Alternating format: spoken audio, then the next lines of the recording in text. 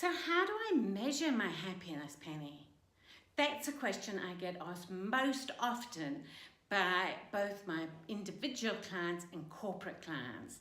Today we're talking about you as an individual. So let's go and see. I'm Penny Castle, two-time best-selling author and Fortune 10 coach. And you are in the right place if you want to know how to use the science of happiness to build your career. Hit on the subscribe button and the bell next to it so that you are always the first to find out when I post new material. When it comes to measuring happiness, it's a tricky animal to get your hands on. And the main problems that we face when we deal with happiness are four things. The first is broadly under time. What was, what is, and what shall be. And we are remarkably bad when it comes to remembering what happened and what will happen in the future. And the fourth item relates to the future, because as human beings, we are remarkably bad at taking advice. Let's jump in with the history bit. Now, I think I have mentioned many times before about how much information our sensory organs, so our eyes, our nose, our ears, our mouths, our skin, are able to collect in any one moment. But the problem is that our brains can use about 40 bits of information per second. So that means all the time we are filtering information. And that is what causes our first problem, the problem of what we remember. We are mostly hardwired to believe that having more money will make us happier. And this is absolutely true if you are on the breadline. The problem arises as soon as you have enough money to survive, because actually, as we know, it's happiness that makes us more successful, not money that will bring us happiness. And actually, the same problem of filtering information is what hampers us when we are looking at happiness in the moment. Because it's really easy for us to recall to our minds right the second a page full of worries. It's harder for us to think about a page full of things that are going great. And that is, again, a requirement for us as the survival of a species. We are hardwired to look for danger in every moment. And we've spoken about that on previous videos. So look up at the top and I'll put the link to the video where we've discussed that a little more. What we can do in the moment, though, is take a snapshot of our happiness. It is subjective, so it won't stand up against an objective argument. And it is one of the difficulties that we have with any emotion. My emotions are completely subjective. They're made up in my mind.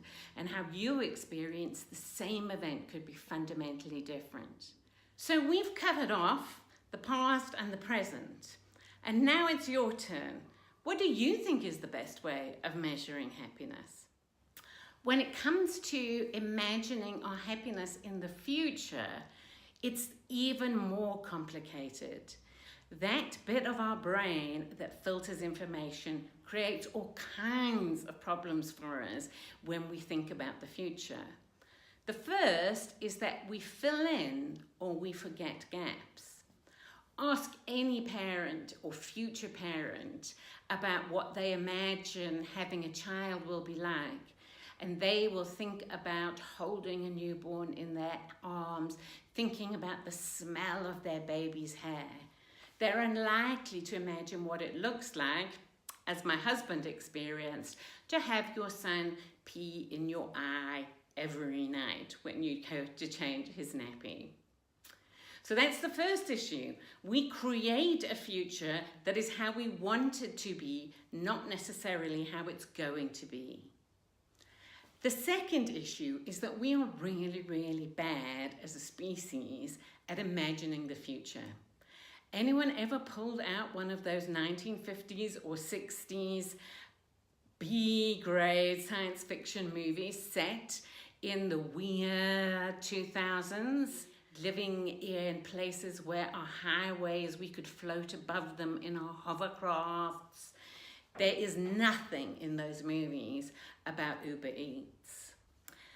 And the third issue that we have about imagining the future is that we find it extremely difficult to imagine how we will feel. Any of you who don't believe me, go and look up Christopher Reeve.